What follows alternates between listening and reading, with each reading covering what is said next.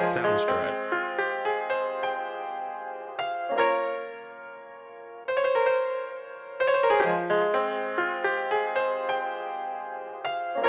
Soundstripe.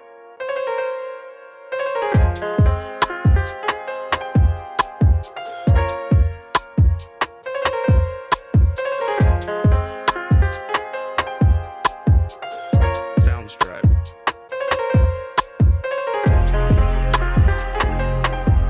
Welcome to another edition of What's Next, Who Knows? I'm your host, Steve B. Today, for my first episode, I'll be talking to a man who's been in my life sporadically, my father. It's taken some time for us to get to the point of a respectful father-son relationship, but after years of wear and tear, we have finally capitalized on our dynamics as individuals and have come together to really break down black stigmas that have polluted our community for years. Though some stigmas may be controversially true, we all can stand to learn how to break through and generate our own destiny and futures.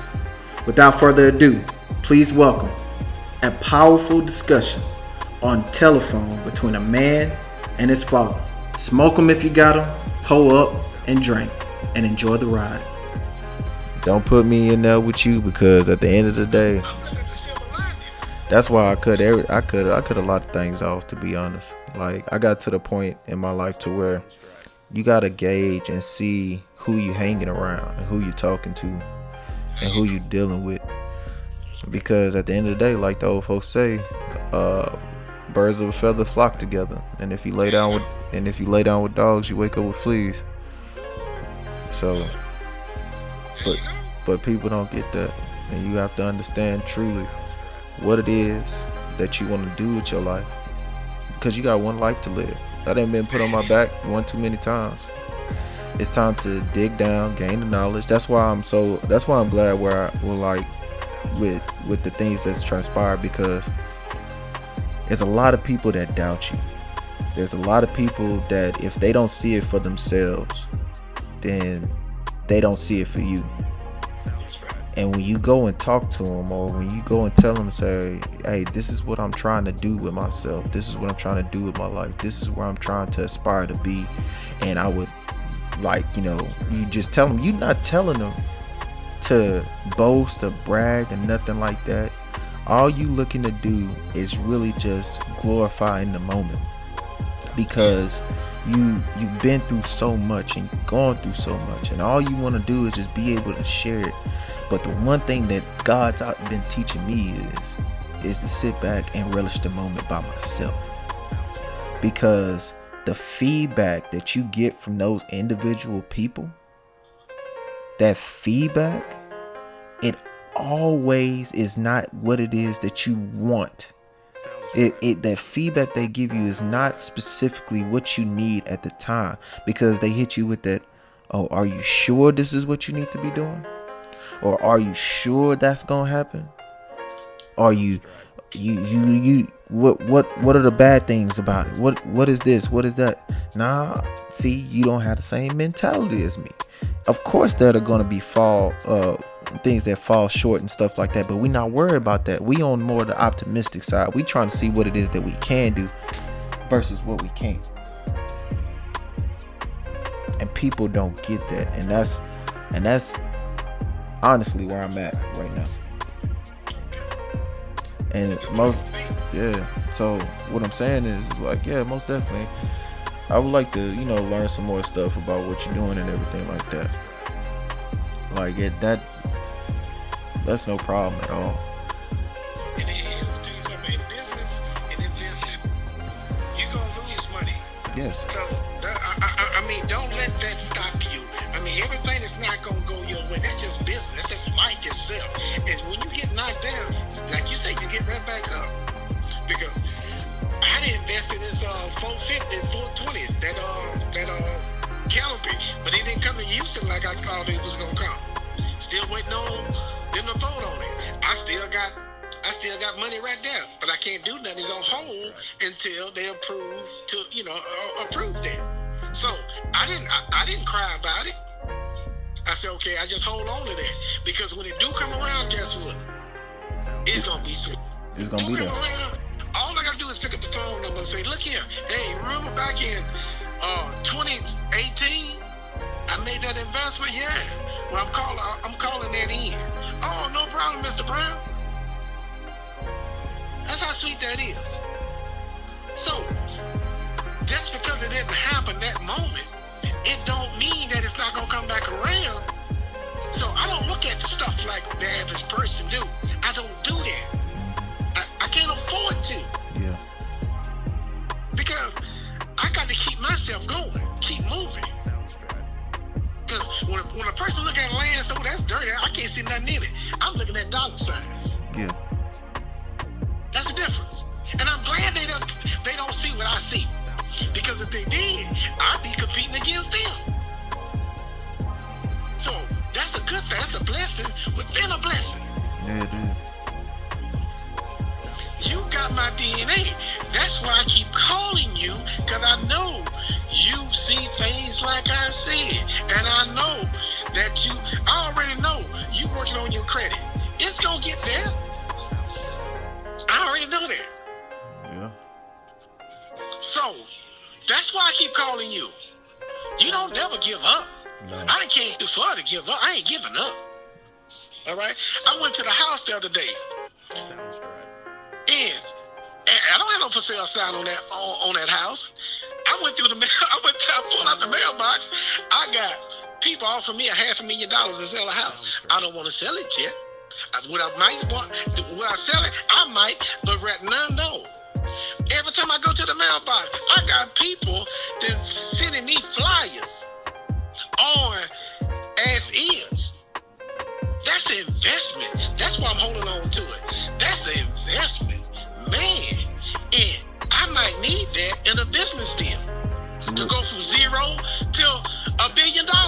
That's what you call what they call it. They call it asset. There you go. That's what they call it. That's what you need.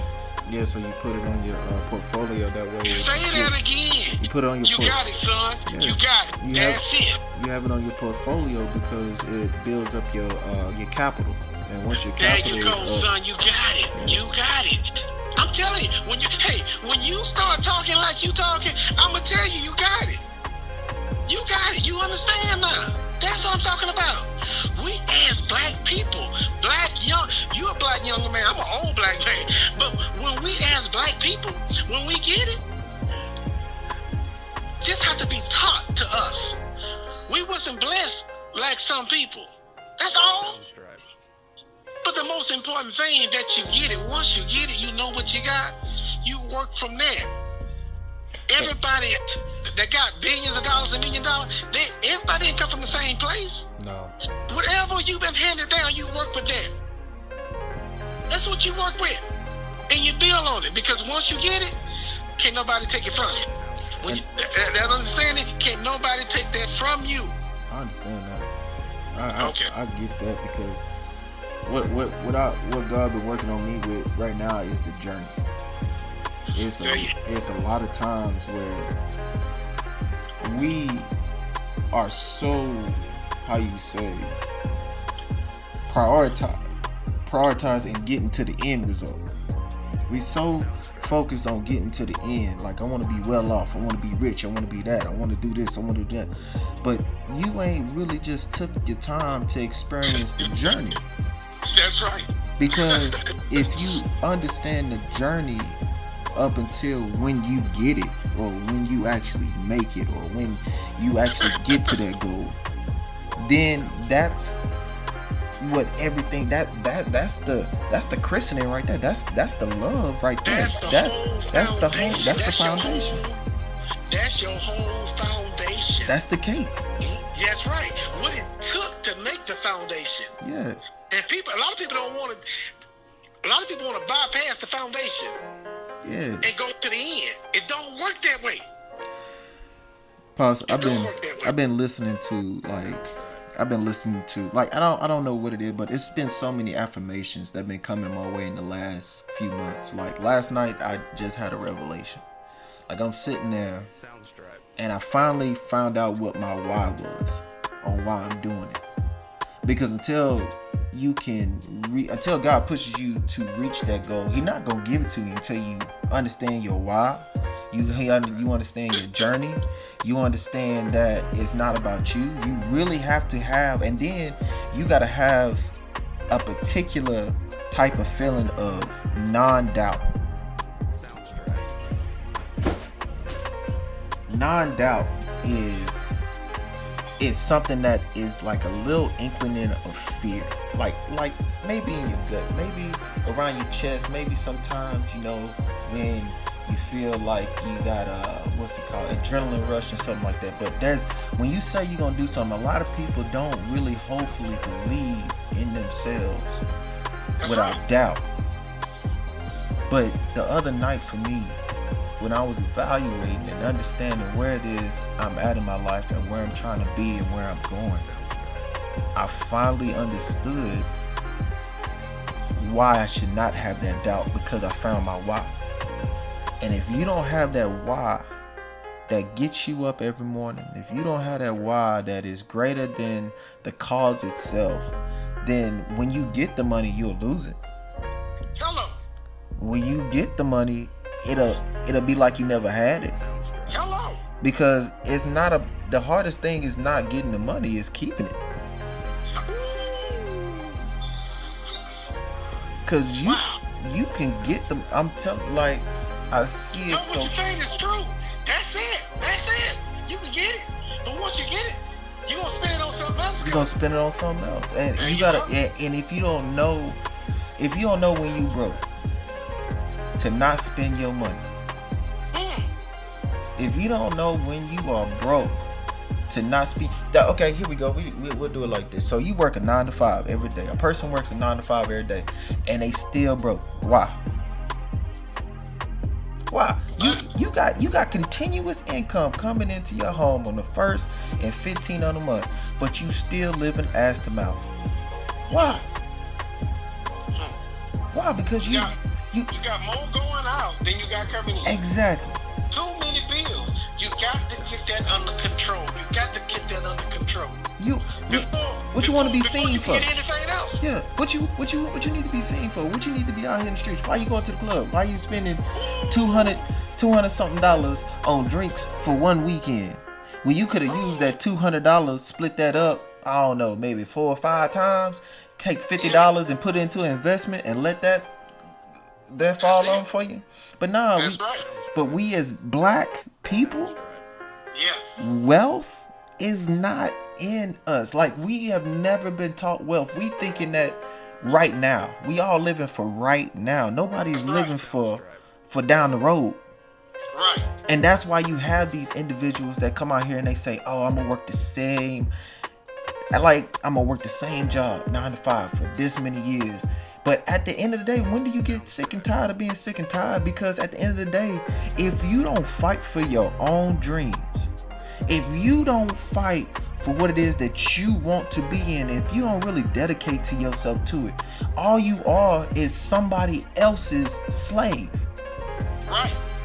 You a slave to somebody else. You working for somebody else. Somebody else is making that money that you thought you could be making. And you thought that after a long time, why should a black man why should a man, period, have to worry about being taken care of for Social Security later on down the road?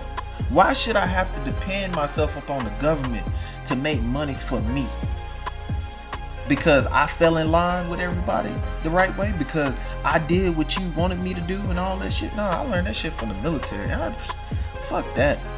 Fuck that. I'm not about to be your fucking slave. I'm not about to sit up here and be this conventional black man that get told what to do and how to do it, where to go and all this shit, and be guess a master, all this shit, and then you still spit in my face when it's time for me to get help, when it's time for myself to recoup my investment.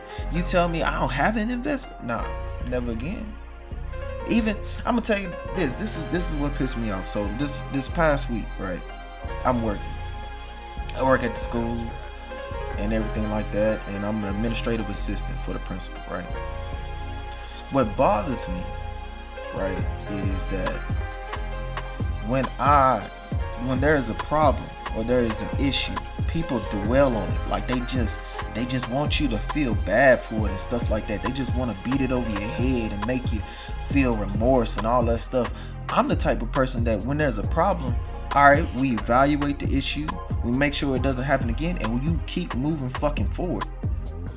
Like you don't need to fucking keep beating a dead horse. I don't need you to say the same thing 3 or 4 or 5 times to tell me that there's an issue or there's a problem. Yeah, I understand there's an issue, there's a problem. Matter of fact, let me give you an example. So I was sitting at my desk. I work at a desk, administrative assistant to the principal. So basically the secretary for the principal, right?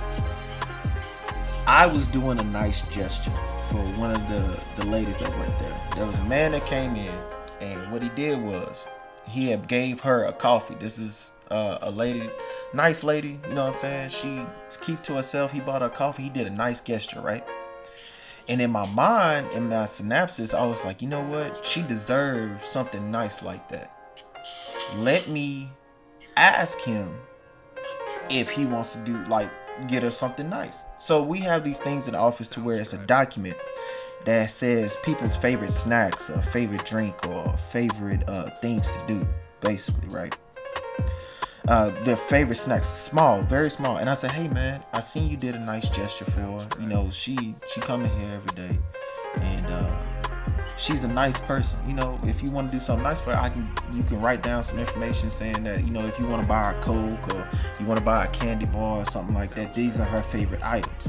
He said, yeah, no problem. He said, let me take a picture of it. And I was like, yeah, go ahead. Takes a picture. He goes on about his way. I was like, all right, thank you, man. He's like, thank you. You say, man, you really looked out, man. You really did. And I was like, hey, he said, is it that obvious? I said, no, you know, I just got an eye for things like that. I pay attention to my surroundings. That's just who I am. I always pay attention to my surroundings. So I go in, and he leaves, and I go back to working. And, you know, I'm feeling good, you know what I'm saying? Because I'm like, man, she about to have something nice done for her. I feel good about this. This is great. So I go to the nurse assistant, and I say, hey, her name Brenda. I said, hey Brenda, man, I feel like I did something nice for Miss Dixon. I did something nice for her. I told the guy that I told her the whole story about the guy buying her drink, coffee, and he was in there working, and you know, it was nice. And apparently you can tell they had been talking for a minute. And she was like, oh, that's nice and everything like that, right? So I go back to my desk, and about 2 or 3 hours go by, and the principal called me in the office. Principal sit there and say, hey, I need to talk to you in my office real quick. He got the assistant principal with him. He says, hey, I need to talk to you about something that happened earlier, and I just want to know, you know, your viewpoint on it and everything like that and how it transpired. I was like, yeah, no worries. I got you. So I sit down, and he says, so earlier, did you happen to give information from one employee to another employee that doesn't work in this building? But I said, yeah, and I told him the whole spiel. I said, yeah, I felt like I seen the one employee do something nice for Miss Dixon, and got her a cup of coffee, and I gave him information on the things that she likes, like Coke, candy, and everything like that, just to be a nice gesture, because I believe she deserves it. She a nice lady. She deserves it. Simple like that. He goes on to tell me, he's like, well, that is, people can perceive that in different ways, and you can get in trouble because you gave the information to somebody else. And I'm like, what? He was like, yeah, what you did was a problem because that's the information desk, and you have everybody's information, and you are trusted with certain things, documents, and you sure you didn't give him her address or nothing like that? I said, no, I didn't give him no address. I didn't do nothing like that. I literally just gave him information on a piece of paper of the things that she liked. He said, oh, it's not your job to be getting in between people's relationships and stuff like that. I said, In my head, I'm like, I'm not getting in between nobody's relationship. I'm just doing a nice, kind gesture. That's it. I didn't ask nothing. I didn't ask if they were talking. I didn't do none of that. Nothing. So I get there and I'm just like, all right, man. In my head, I'm like, okay. And he keeps saying the same thing over and over. And then the assistant principal starts talking to me. She starts talking about, like, you don't know, Miss Dixon. Like, we've been telling you that the relationships that have been here have been built for years, and you just not getting here, so you really don't know how to handle certain people. Miss Dixon is a private person, yada, yada, yada. And I was just sitting there, and I was just like, what do you want? Like, in my head, I'm like, what do you want from me? And then at the end, he's like, you owe Miss Dixon an apology. And also, I'm gonna need those files of people's personal information. So I hand him the files of people's personal information. I walk out and I close the door. And I sat there and I just thought. And I pondered and I sat. And before I walked out, I said, I understand that it can be perceived as me giving out information for somebody else, and that's understandable. Hey, if I'm wrong in that aspect, so be it. I am wrong, and I take full accountability for my actions, and I'm responsible for them. It won't happen again. And from there, when I go and I sit down, and I'm just sitting, and I'm looking over the past events, Brenda had to tell Miss Dixon. Miss Dixon had to tell the principal. Why didn't nobody come to me and talk to me in the first place? Why is this all secrecy? 2. They're looking at you as an outsider. Yeah. Remember what the assistant principal said? You just got here. Yes. So that means a lot, which means that we are family. We look out for one another. You don't know what we've been through. You the new kid on the block. Yeah. So you got to earn that. And I'm sitting here and I'm like, and it's not a. My new word for getting angry is apoplectic. The word is apoplectic. APOPLETIC.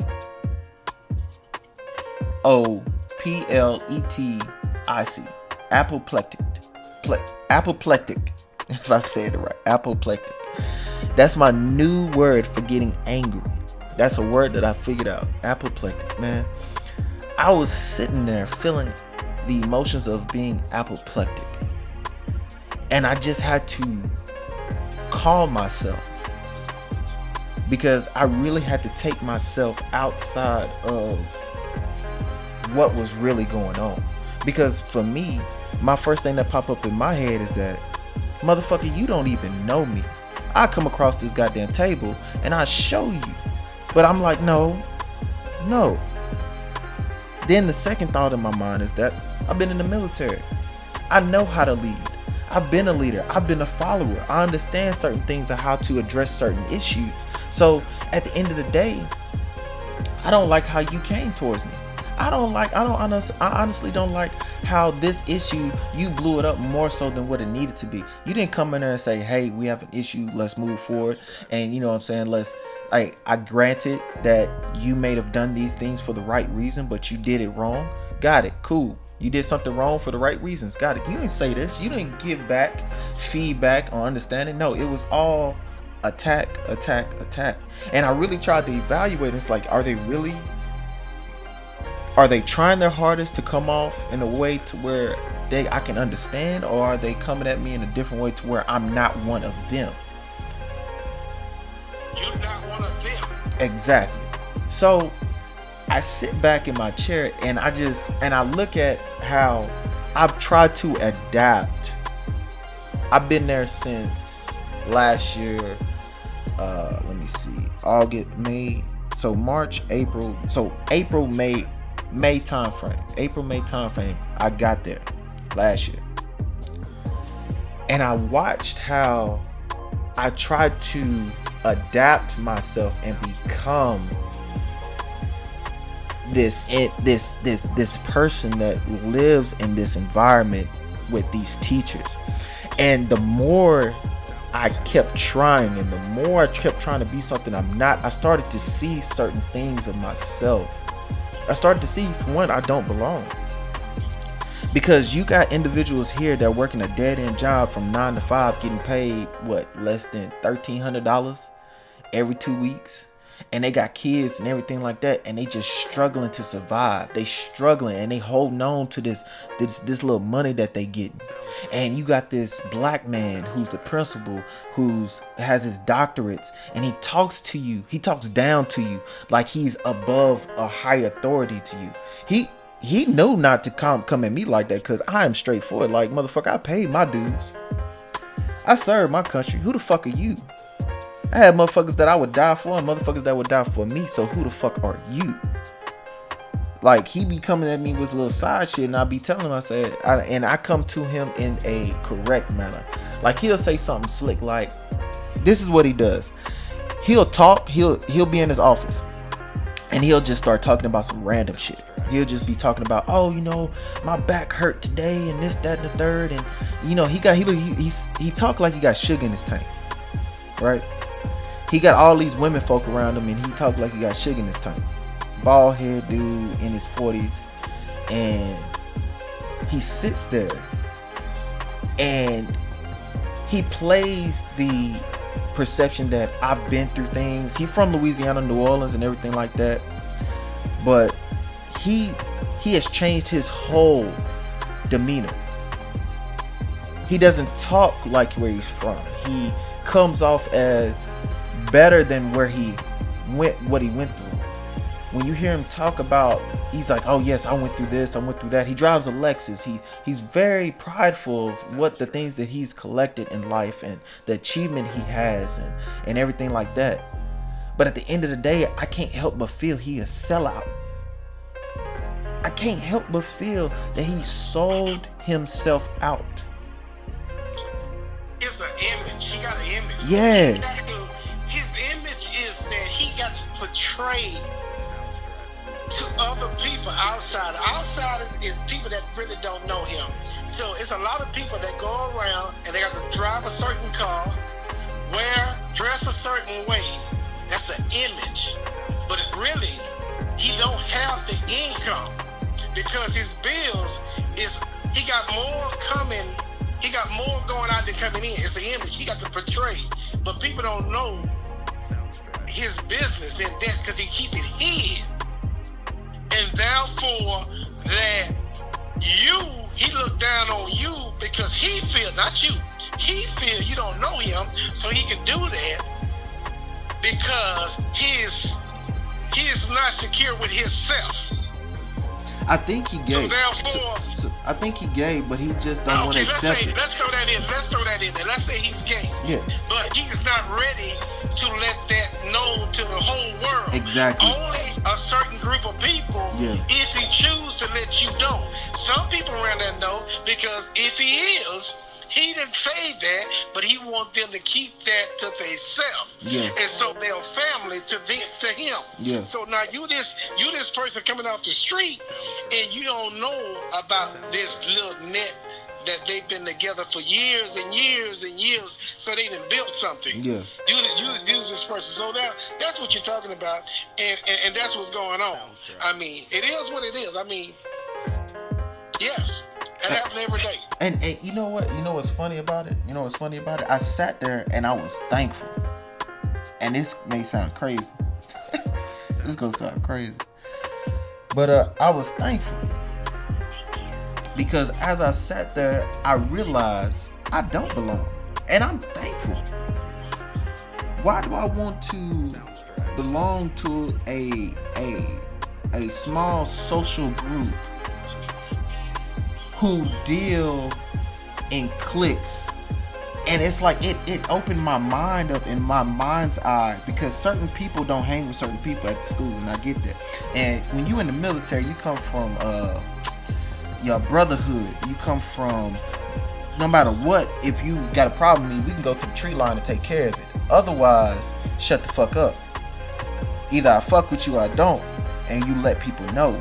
You straightforward with them and you let them know.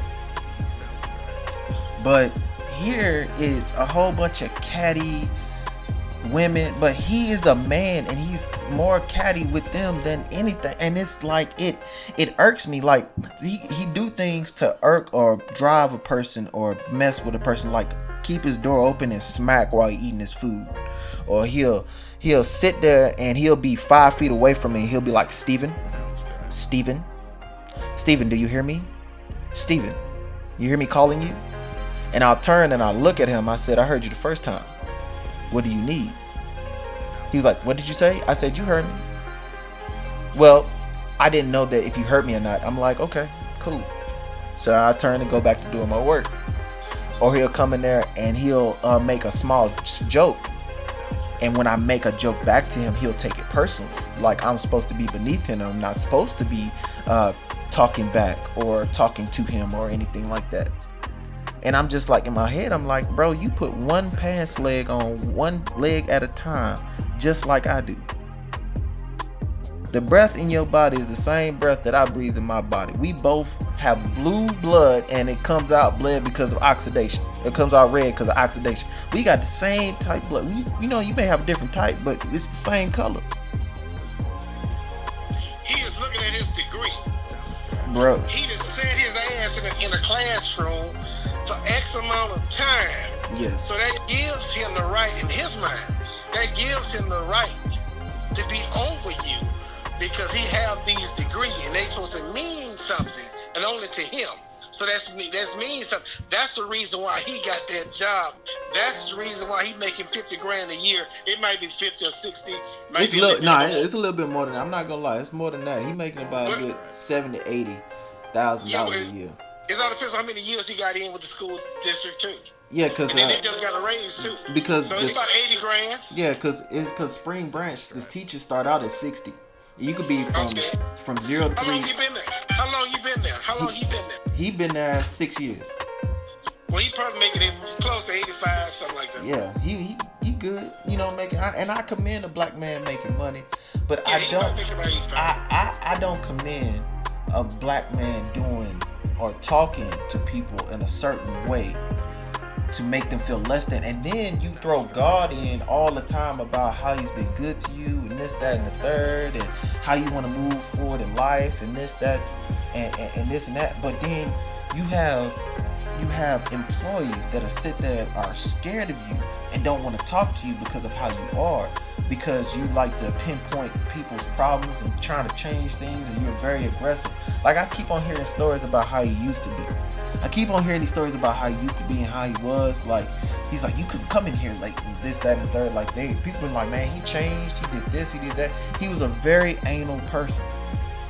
And I believe he wasn't happy while he was getting his degree and stuff, but that's beside the point. But long story short, just summing this whole thing up. Long story short, I get it now.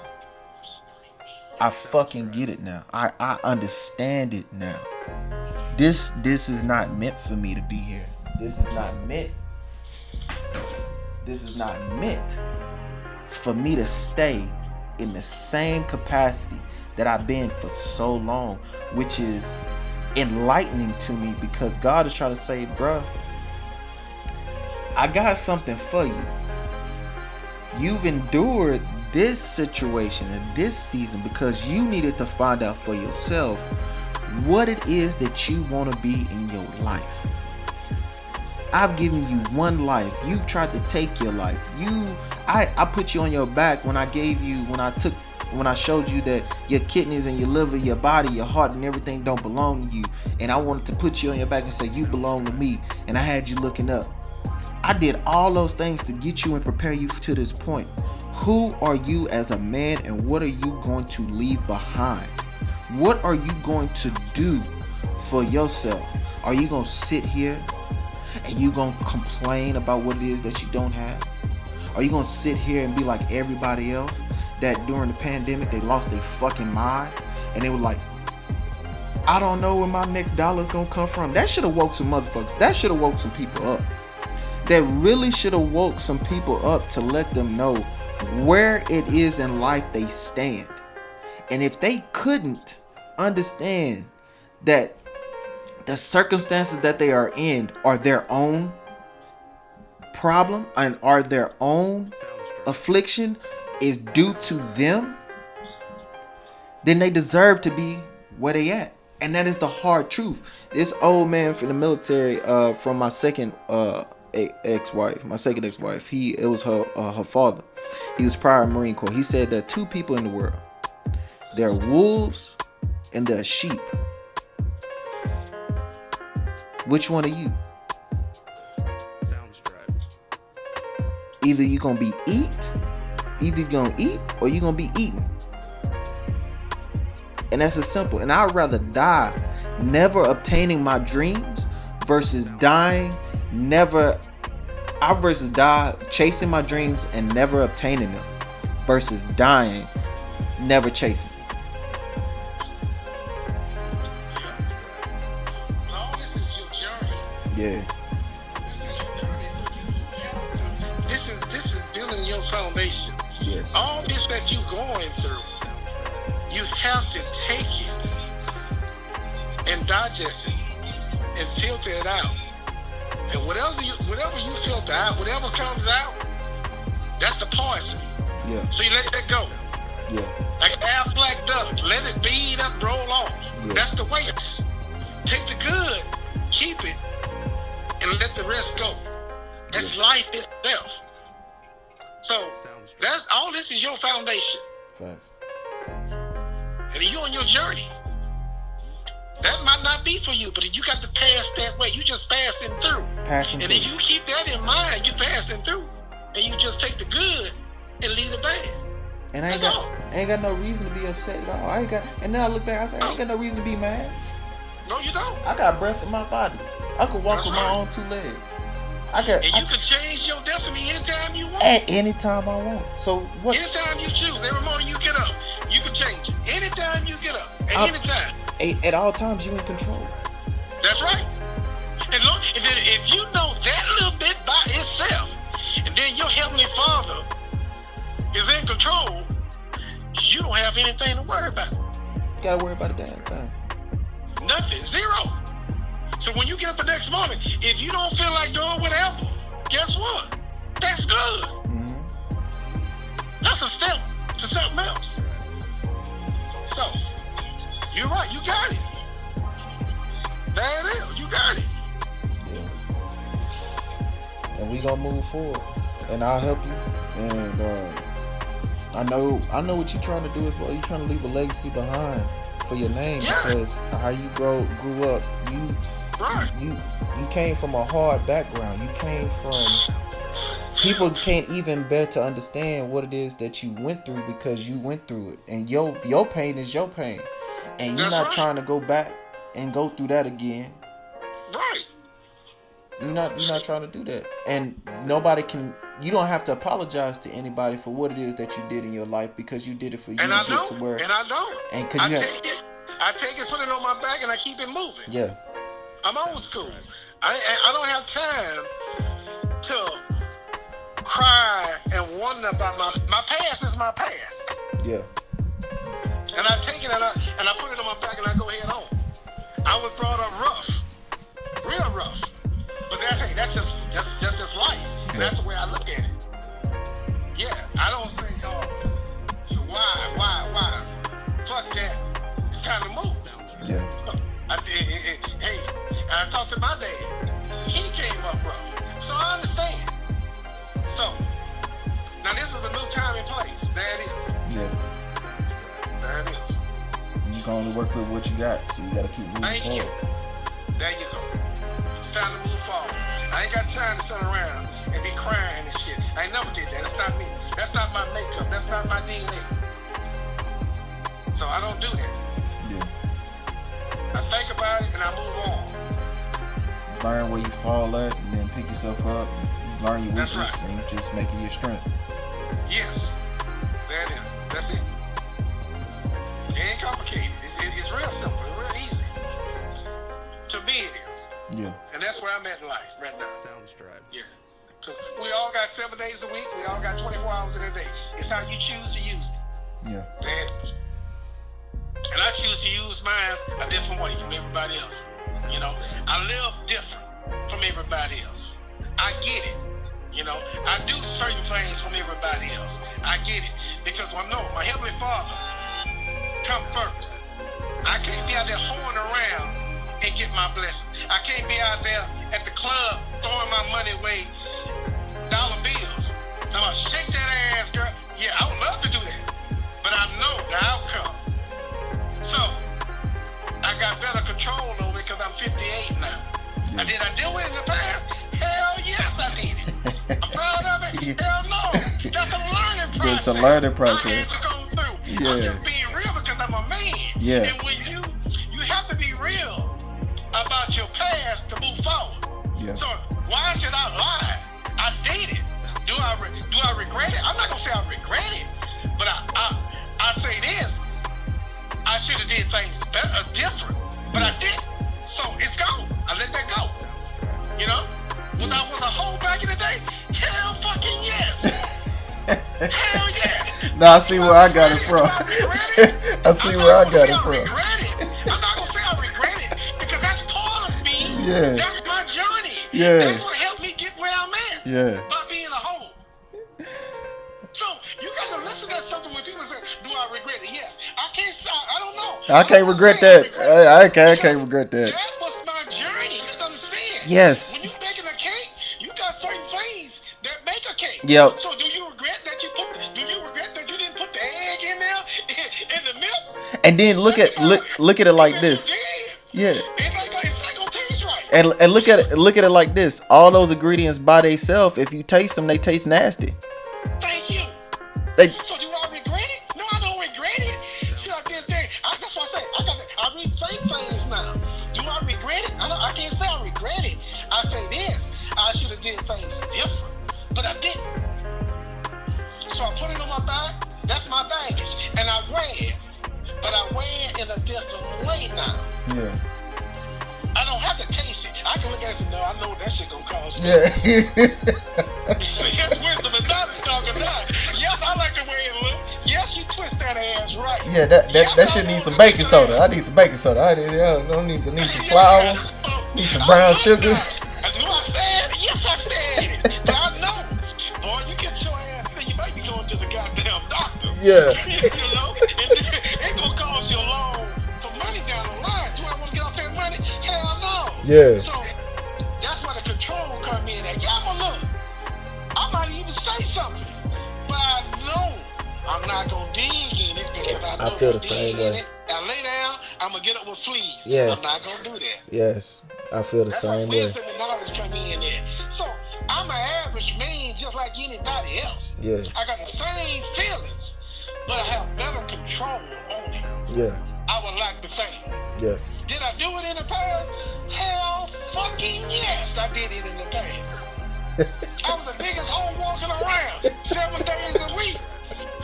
I thought you have to have a different woman 7 days because they had 7 days in a week. You laughing, but I'm serious as hell. But that daddy was pimping. Shit. I just thought, hey, because I see my daddy do it. Yeah. And my grandfather did it. What's that? I was like, well, shit. What's that? It must be, ain't nothing wrong with it. Yes, it is. It's something wrong with it. It is something wrong with It is it. something wrong with it. That's why they stay broke. Yes. It is something wrong with Yes. it. That's the truth. What I call it, this is what I call it, and I'm being real. It's a generation curse. Yep. I said that. I said I'm trying to break a generational curse from all this. You got too many motherfuckers around here that don't know what wealth is and they scared of money. They scared of money. That's right. The hell you That's what scared that of is. money for? That's a generation curse.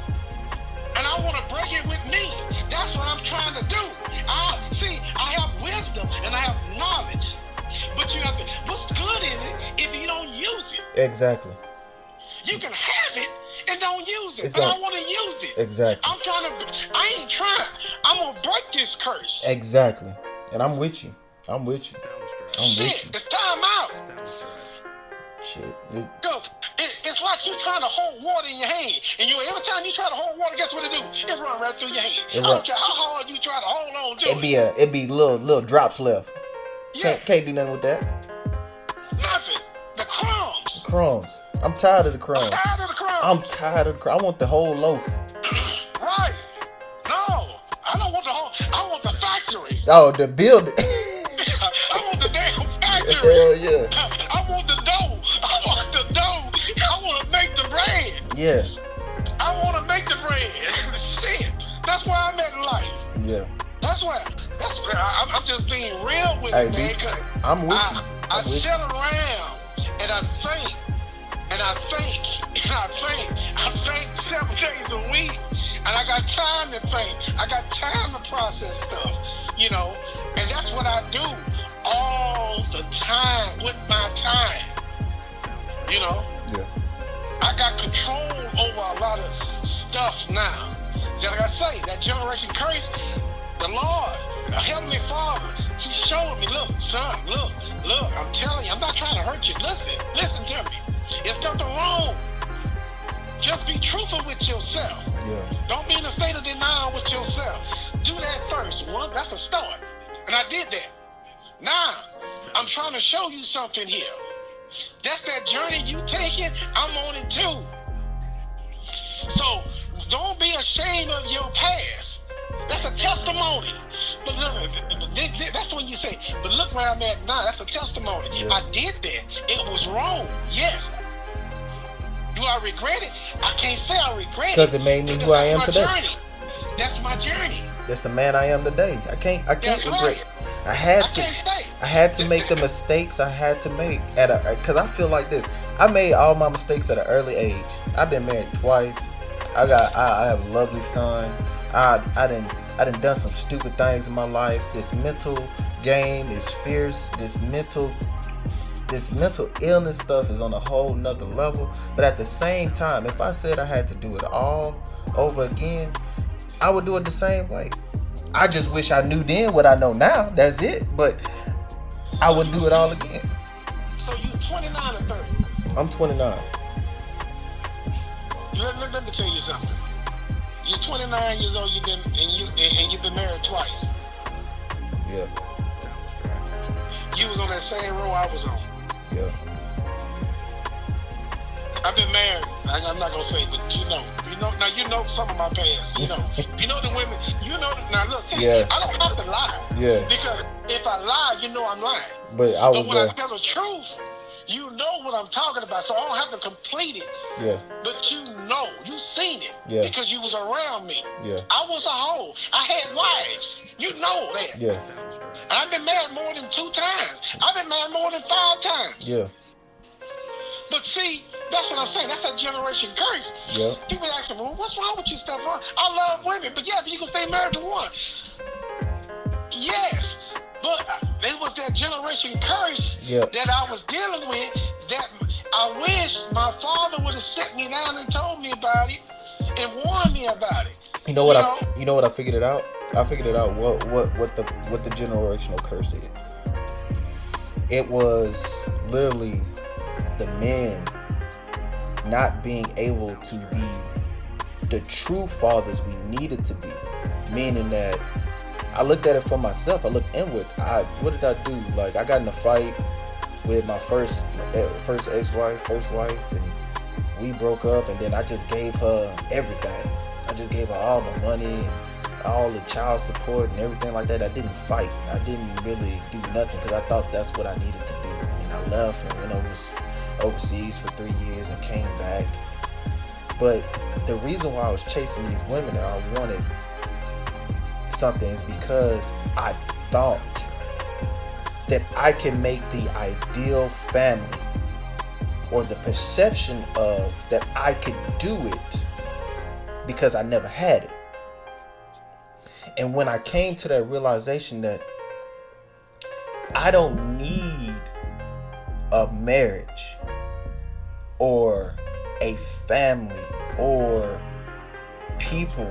Yeah, it hurts that I don't have people in my corner. It hurts that I don't have that a lot of people when growing up, my mom and them and stepdad, like, they were hard. They were very hard. It was hard in that household. It was really, really hard. Because the only thing that I could do, I couldn't go nowhere. I couldn't see nobody. We stayed all the way out in the country. had no neighbors. I'm out on the side. I'm acting like an only child. Then they get a new child, and when they got that new child, it was basically they cared more about him than they did for me. So my only outlet was sports. My only outlet was, that's why I got in trouble so much, because I was screaming for help.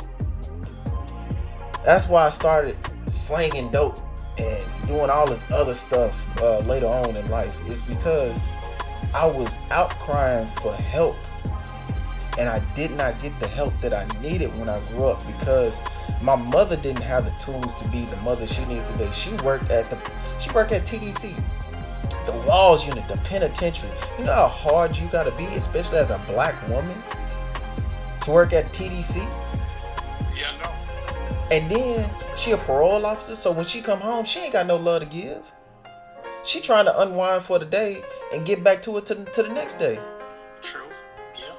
And then my stepdad, because they got into that whole fight that one night. His mother had passed away or whatever it is, but that's still not right for you to put hands on my mother. But we live in this life, or this lie that I saw, like, because he a preacher, she the first lady.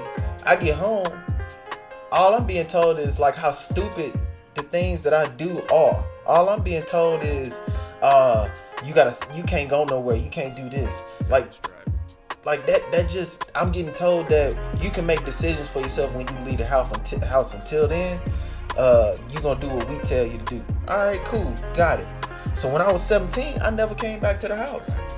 I had just turned 17. I put myself through college. I stopped talking to them. I ain't had shit to say to them, because I was angry. And that, from there, that's what stemmed my wholeness. Because I wanted, like, I was ruthless. I was ruthless. I get it from my daddy. I was ruthless. I learned it from my cousins, being out there in Louisiana, in Melville. That's getting in trouble. But what I understood was, and what I finally understand now, is that I don't have to create something or force it just to be happy. I have to look inward. I have to heal myself first. I have to focus on the things and let go of that pain. Because until you actually are able to focus inwards and understand those shortcomings, those fallacies, those things that really made you who you were, you have to forgive yourself for them, because it was during that pain that you made those mistakes. It was during that time in your life where you could not see that, you couldn't look from the outside looking in, because you're just trying to survive. You're just trying to survive. Like, it was a time where when I dropped out of college, I was hungry. People don't realize this. I was hungry. I had canned foods that I was breaking into. Like, I had my last little bit of canned food, and I was just like busting them things open. I couldn't even sleep. I was so hungry I couldn't even sleep. And we're not talking about for weeks. We talking about for a few months. I was hungry. Let me tell you something. I went 10 years. And back in the day, you used to go to Food Town, and it was wine garden back in the day. You used to get 4 for $1. Mm-hmm. Canned good. I would get 4 for $1. Mm-hmm. And I was going to Popeyes, and it was $1.07. That's plus tax. I still remember this day. $1.07. I get the dirty rice, and they call it dirty rice and the red beans and rice. Mm-hmm. I ate that 7 days a week. Mm-hmm. And canned good, $4 for $1. I remember when I came over, you had that. I saved that. I mean, I saved a lot of money, but I say that because when you hungry for life and you hungry to make it, when you feel like how you get hungry for food, if you get hungry for life like that to make it, guess what? Yeah. You coming up, brother. Yes. You coming up. Yes. When you hungry for it, Yes. I don't give a damn who try to hold you back. They might delay it, but guess what? They're not gonna stop it. No. They just gonna put blocks in the road, but you're gonna learn to go over it. Now, something else. You don't need a woman to validate you. You don't need a wife to validate Exactly. you. You don't need a family to validate who you are. Yeah. That comes from your heavenly Father. And once you understand that, that's where that what I want to say, that's that generation curse. Yes. That we as men, we have to overcome that through our heavenly Father. We can't do it for ourselves because if we did, everybody be doing it. But we can't. And we got to relax, calm down, think everything out. And look here, are you going to have those urges? Yes, you do. Don't think something wrong with you because it's not. You have to learn to control it. Yeah. Because we are made. We're human beings. That's right, first. So therefore, it's okay. Once you understand how this process works, you can understand it. Then now you know where you're going if you know where you came from. But if you don't know where you came from, you can't go forward because you're always looking back. Yeah. Trying to understand. That's why I keep calling you. The Holy Spirit won't be up this month. Call your son. I'm in the shower. I'm like, okay then. I know better to say no because I get my ass whipped. Yes, he will. I just say yes now. Yes, Yeah, I do get it. my ass whipped. So when you start getting your ass whipped, you don't say for what no more. I don't say for what no more. Because that's you might get your ass whipped. You say for what? Why? Goddamn it. I'm up in the shower talking to myself. But why I gotta go? And he hit you. Listen, I'm where I'm at in life. Yeah. Okay now. I'm up like, okay. As soon as I got the shower. No, go call him right now. I got the shower and I call you and I text you. So I did it. Gotta get back in the shower now? Yeah. So I got back in the shower. Yeah. So that's why I'm at in life. That's what I'm saying. Is that it's a reason. When the Holy Spirit tell you to do something, we don't know at that moment, that minute, but it's a reason. If you just do it, you're gonna find out. Just do it. Stop saying no. Stop trying to go against the Holy Spirit. Yeah. That's why I'm in life. Yes, I agree. I'm with you. I gave this analogy to somebody. I said, picture yourself walking down the road. And as you're walking down the road, you trip and you fall. Right? Right. And you sit, and the first thing you do, you worry about the pain you get after you fall.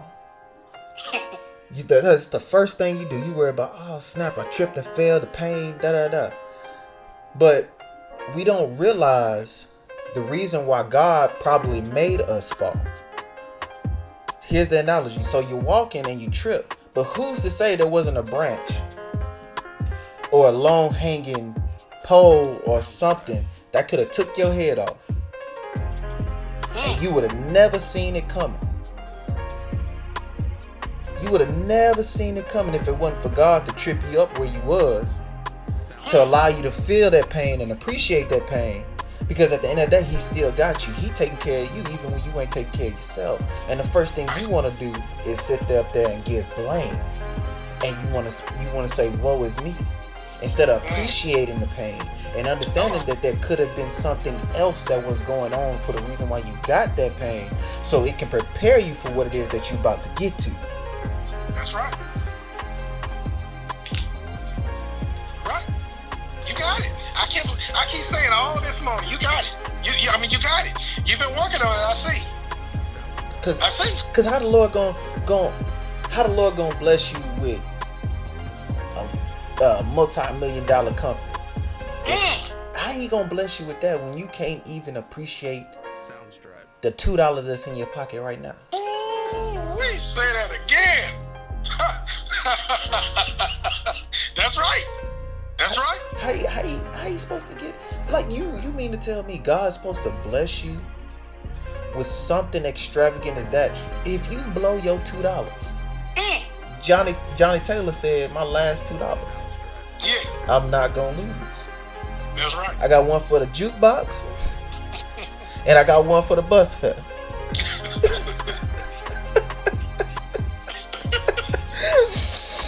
And I'm not gonna give it to no more. I ain't giving it to nobody else.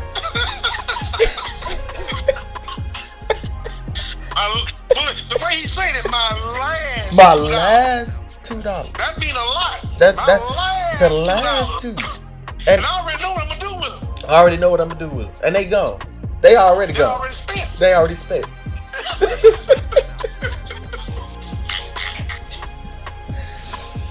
There you go. Oh boy. Yeah. See, that's old school. That's old school. You gotta know what he's talking about. You gotta know what he's talking about. And he not even talking about himself. He talking about that lady that was chasing her man down Thank you. at That's the what club. I'm saying. And then You gotta know what he's talking about got to to get know it. what he talking about.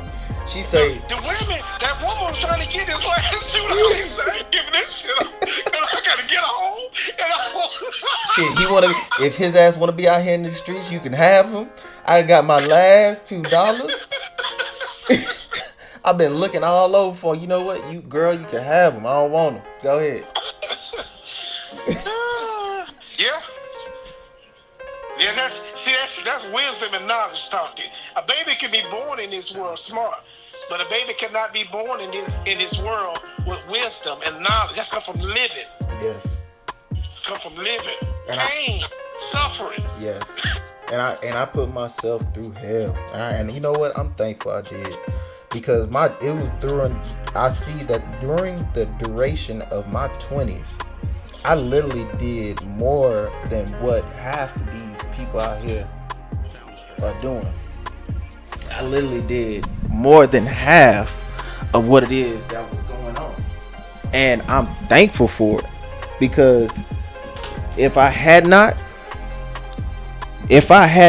done those things, then I wouldn't be here where I'm at now. I just wouldn't. You know, I'm glad you say that because I was 16 years old. I was 16 years old in boot camp. I went to boot camp in 1980 in May. We supposed to march in May, but I was in boot camp before May. McKinley, my oldest brother, signed me up as he was my daddy because I was too young to go to the boot camp. So he said, because my daddy and I had got into it about May. Yeah. My stepmom. Yeah.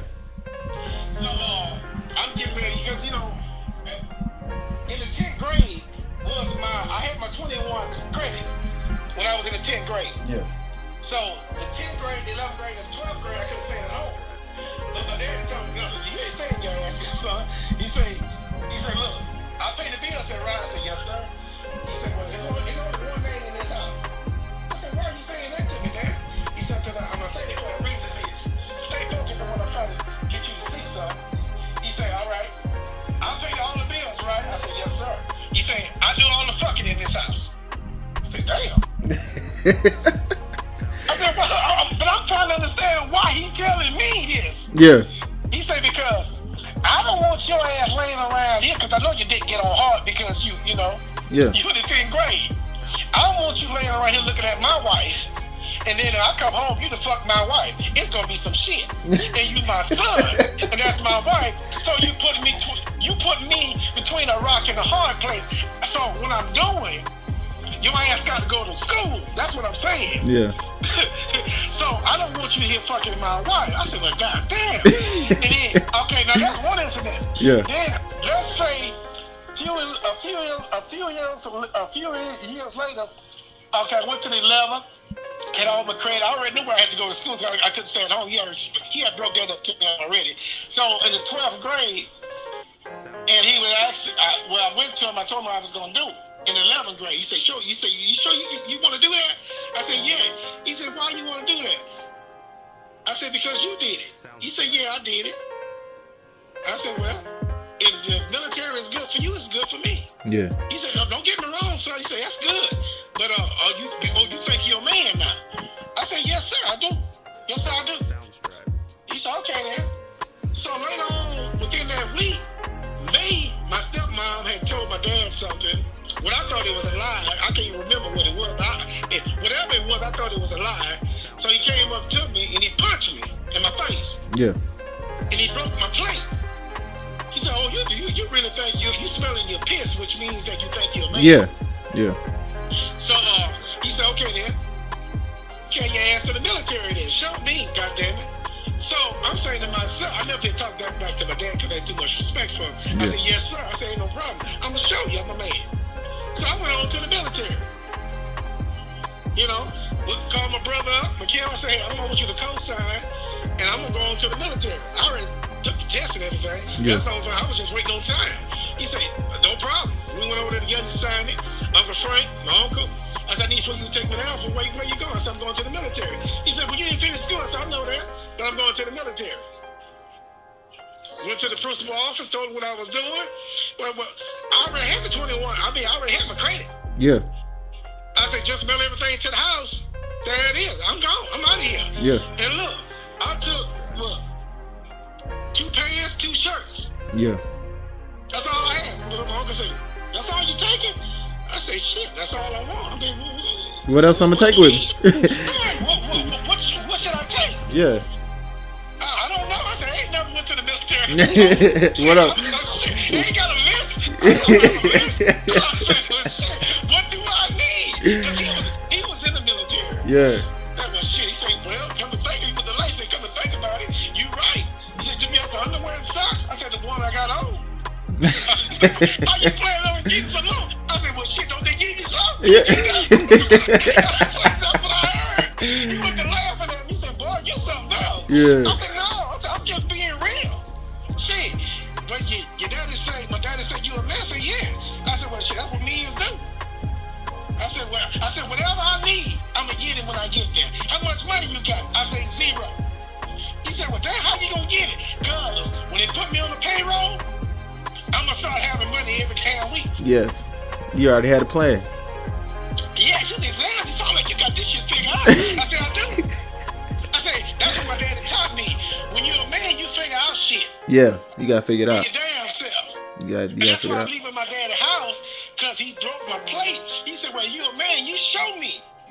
You a man. Get your ass out, get your black ass out of here and go out there and get you a goddamn job if you think you a man. So I was showing him that I was a man by getting out there and went to boot camp. I didn't graduate. Everybody know that but I was in the military at that time. I didn't need to, because I felt at the time I was a man. And I did that to prove a point to my daddy that I was a man. And I left at the age of 16. I was 16 years old. I was the youngest one in boot camp. Ask you why you ain't got a shave. Ain't got no hair on my face. They were like, boy, I said, how old are you? You about 12? 15? Man, I'm 17. Because I know they say, I told him I was 18. Man, I'm 18 years old. No, boy, you ain't no damn 18. You fooling. Shit. When I told him I was 18, damn sure did. Yeah. I was in that mud. And then I cried every goddamn day. You goddamn, I cried my ass. I said, what the fuck? I done got myself in. I cried every damn night till I got to boot camp. I ain't gonna lie. I cried every goddamn. But I one thing I was not gonna do. You go quick. Yeah. I was not gonna go back home. Yeah. I was gonna prove that I was a man. I don't give a damn. I had to cry. I didn't care crying every night. Yeah. That was a process I was going through. That was my journey. I had been it all, and I said, damn, I'm gonna wear this shit. I be goddamn. And then my daddy told me, well, you know, you're running up the bill, you can't call him no more. I said, goddamn. You a man, right? I said, yes, sir. He said, well, shit, men don't call home. Goddamn day.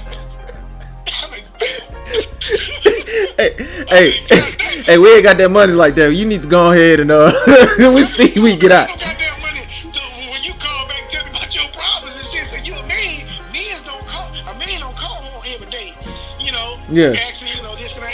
I say, well, okay, all right, I see where you going with that. No problem. I ain't call back no more. Did I go to the payphone? You goddamn right, went to the payphone. Did I dial the number? Yeah. By the time it rang, did I hang up? Hell yeah. Damn, Dad, we did it the same way. That's what I did. I did that. That's what I'm saying. Hey, I mean, did I have a tough life? I didn't think at the time it was tough. I look back at it now, it was living hell. Yeah. Living goddamn hell that I was in. But at the time, I just assumed everybody was going through that shit. Yeah, it was normal. Like I was. I just assumed. Yeah. I just put it on my back. So how you supposed to know different? That's what I'm saying. That's what I'm talking about. I didn't know. I just did my shit. Yeah. And then my classmate said, boy, you left. Boy, step on. Yeah. Man, I remember you didn't even march with us. Your ass was in boot camp. I said, yeah, I sure did. Well, how you said, no, I said it was different. I said, man, you was 16 years old, bro, and your ass went to the military, bro. Damn. Everybody was talking about your ass, man. Like, damn, that motherfucker went to the military. Boy, you lying. No, he in that bitch. he all the way in there. He all the way. He all the way in that motherfucker, boy. He must be a man. Yeah, that's got to have stuff on something else. That motherfucker sitting there in the boot. He hard. He all in that motherfucker. Yeah. Said, boy, you was a talking town, but they say, shit, your ass went did that shit. Man, you could throw a rock across Melville, boy. You could throw a rock across Melville. God, dog. When I got back, I wonder why everybody was so happy. They was to see me. I said, well, damn, what did I do? I didn't know. I had left so early. That's what everybody was saying. Damn, boy, you went to the military stuff, huh? You was 16 years old, bro. Nobody ever did that before. Nobody. I said, well, I just did it. Because what I was going through, though, where I was living hell. Y'all didn't know what I was going through. You didn't know. My mom died when I was 9. You don't know. I didn't put it out there. Yeah. Man, when my mom was living, I made all A's. Yeah. All fucking A's. When she died, I just gave up. Fuck it. Yeah. I didn't care. I didn't give a fuck. Yeah. My mom motivated me to be a doctor. I was my destiny was to be a doctor. That's the only person was telling me what I was gonna be, a doctor. Yeah. Your name. That's why I called you. Look the way your name spelled. Look at that, and that's what you used to tell me all the time. I was making all A's and every goddamn thing. I didn't have to study at one time. I just knew the shit. Yeah. But when I didn't have that motivation anymore. It hurt. It hit you. It took everything out you. I didn't get, when I said I didn't give a fuck, I mean that. Yeah. When she died, my dream died. I didn't give a fuck. I didn't care. I was 9 years old. Yeah. 9. I didn't give a fuck anymore about what I want to be in life. Fuck it. Yeah. That's just the way I felt inside, and I dealt with that. And it made me hard. It made me bitter. Yeah. I just built up something inside of me. Do you think that's one reason why like relationships never worked as far as marriage and stuff like that, because you were still missing that part of your mother? Like, yes, I know, because when my mom died at the age of 9, I cried every goddamn day. I'm like, God, what the fuck, God? I was talking to God every day. Yeah. People thought I was talking to myself. I was talking to God. What the fuck, God? God, really? Yeah. How the fuck, God? How can I relate? You took my mom. Yeah. I'm like, why couldn't you take that motherfucker, my daddy? That motherfucker there. You left me with him? You want me to, I gotta go home to him? Shit, goddamn, that's the devil. I thought my daddy was the devil. Because he wanted to set the rules. And he whip your ass. Yeah. I was like, if he had to take somebody, why he couldn't be my daddy and leave my mom? Yeah. If I had to choose. But later on, my Heavenly Father told me, it wasn't your decision to make, Stefan. I didn't come to you because I didn't have to come to you. Yeah. I did what I wanted to do. And I did it for a reason. Wow. Sometimes you get an answer, sometimes you don't. I didn't get an answer. All I know, okay. All right, I deal with that. Shut up and color. Deal with that. There you go. I put it on my back, and that's when I started running. Didn't look back. Once I got over it, once I digested, once I realized my mom never coming back, you got to move on. I digested. It's like eating raw fish. Yeah. It's like eating raw guts out of a fish, and you throw the fish away, and they give you the guts. Mm-hmm. Eat that shit raw. Yeah.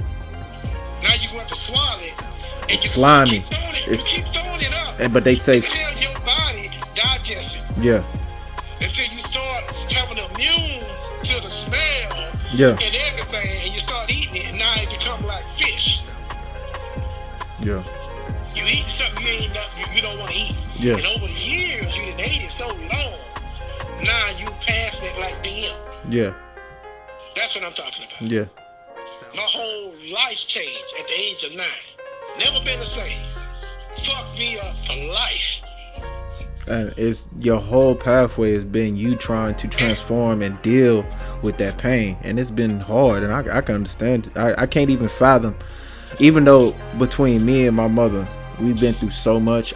It'd be sometimes where I sit there and I'm riding. I was like, if my mother died, would I cry? And how would I feel? What would happen? What would go through my mind? Would I cut the rest of my family off? Would I do this? Would I do that? And I'm just sitting there. I'm just like, bruh, I cannot fathom, nor do I want to, the emotion that comes behind losing the woman that gave you birth. That's what I'm saying. Yeah. But see, my other brothers and sisters way older than I. Yeah. I can only imagine with my other two. If I was 9, so Trees had to be about 5, and D.I. had to be about 3, and the rest of them older than me. So I was the youngest one. I was between 8 and 9. Yeah. Between 8 and 9, then Trees had to be 5, then there was 3. And then if it's fucked me up, I can imagine it fucked the other 2 up. That's what I'm saying. Under me. I know it fucked Van up. Yeah. That's what I'm saying. We was the youngest from Van on down. But the rest of them was up in age where they was down there, you know, in middle school or in high school. You know, they was, to me it was good. But I'm still trying to process losing a mom, and you telling me you still have to go on with your life, carry your ass to school, do this, do that, and I'm trying to say, but I haven't got the grip on losing my mom. Yeah, I haven't been able to like and really, yeah. Telling me to get the fuck on with life, carry your ass to school, learn this, learn that, and I'm like, but nobody sit me down. Yeah. You ain't sent me to therapy or nothing. Yeah. Fuck you, motherfucker. Take your ass on with your life. And I would have to go through it. And I'm wondering, I had to figure this shit out at the age of 8. What the fuck going on? Yeah. God damn. And you ask me, why I turn out like this? Man, fuck you. Yeah. That's why I'm like, You don't know my pain. You don't know my pain. You don't know what the fuck I've been through. I mean, and you asking me. Yeah. I'm like, shit, man. In other words, this is the fuck do what you created. Now I have learned over the years to digest it, comprehend with it, understand, and a lot of praying, a lot of praying, a lot of praying, a lot of praying, a lot of praying. Keep going. You gotta, can't stop. Can't stop. On and on and on. What did? On my knees, on my knees, on my knees. There it is. Well, if you don't mind me asking, what grandmother passed away from?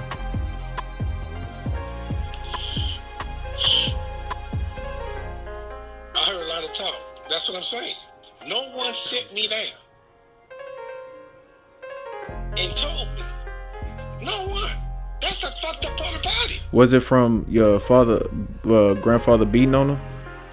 This is what the rumor was. That she passed. The rumor I heard that my daddy was beating on her so much. That's why. And he beat her to death. That's a lie. That's a lie. But see, if you wasn't in the household, you wouldn't know this. Yeah. Now, did they get in arguments and fight? You goddamn right. Yes, they did. Yes, they did. Yes. But if you outside looking in, that's what I'm saying. That's all you see. That's all you see. And then I had to go to school with that. I had to wear that. I went to school with everybody said, well, damn, his mom died because his daddy was Beating on. Yeah. You know, I had to live with that the rest of my life. But nobody knows that but you. Yeah. But no one in my family sit me down and told me about it. Nobody wanted to talk about it. Because it happened, it like they just wanted to just move forward. Because that's what it was like back in those times. It's like if something happened in the family, people just hush up about it and just kept moving. And move on. You know, we didn't have a family meeting or nothing like that. Yeah. No, shut the fuck up, carry your ass on. What?